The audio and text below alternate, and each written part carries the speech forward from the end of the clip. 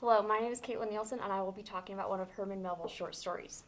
The short story, Bartleby the Scrivener, A Story of Wall Street, tells the story of a man named Bartleby, a man who lives in the lower classes of 19th century New York City who gets a job copying legal documents. Unlike the other employees' eagerness to work, Bartleby repeatedly responds, "I would prefer not to," when asked to complete tasks. Most readers and critics interpret Bartleby's behavior as a mode of passive resistance against his boss, as well as the larger institutions of Wall Street and capitalism. However, after reading Bartleby, I instantly felt that his rejection of work was rather compliance to his boss's imposition of a physical barrier that separated Bartleby from the rest of the office, that instead the physical walls that confined Bartleby subsequently imposed psychological walls. Critic Hannah Walser acknowledges Bartleby's physical confinement and diagnoses him with mind blindness or mental illness. Although Walser doesn't explicitly address physical or psychological walls, I love her idea to interpret Bartleby's psychological state as a form of obedience rather than resistance. Through close reading and its alignment with pertinent historical context, I argue that figurative and literal physical walls, regardless of the establishment or intentions behind their establishment, result in devastating and lasting psychological walls within their victims. When Bartleby arrives at the office his first day, the other copyists sit behind a transparent glass wall. This barrier is pliant and forgiving, suggesting that other employees possess some level of mobility. However, Bartleby's superior instructs him to sit behind a high, green folding screen away from the other employees. This opaque barrier proves rigid, concrete, and isolating. The establishment of this physical boundary consequently imposes mental barriers upon Bartleby as well. This is illustrated when Bartleby refuses to leave his office, as well as when he repeats, "I would prefer not to." Here, where most critics commence their appraisal of passive resistance, is actually Bartleby's unwavering compliance to the narrator's first command, to remain behind the green screen. As Bartleby complies to the physical barriers, he psychologically becomes incapable to work beyond the screen.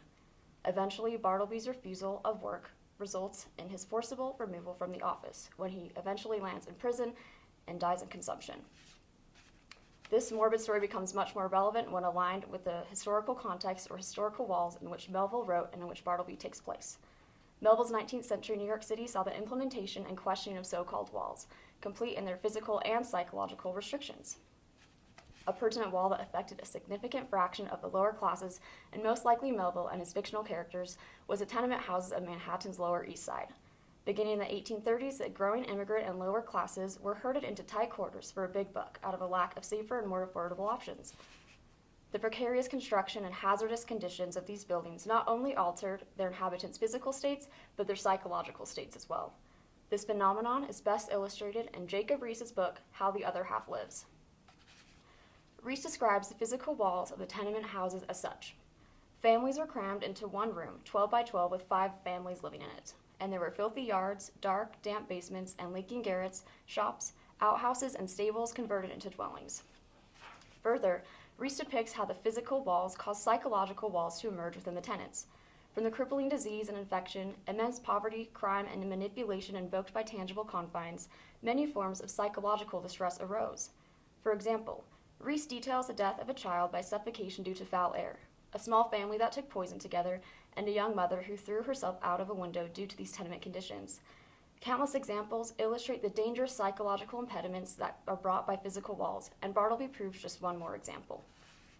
Bartleby's story, as well as the thousands of residents of the tenement houses, illustrate that as figurative and literal physical walls are erected, those confined can lack the ability to overcome limitation, and instead can absorb into and become these limitations. Riis concurs as he states of the poor. They are shiftless, destructive, and stupid. In a word, they are what the tenements have made them.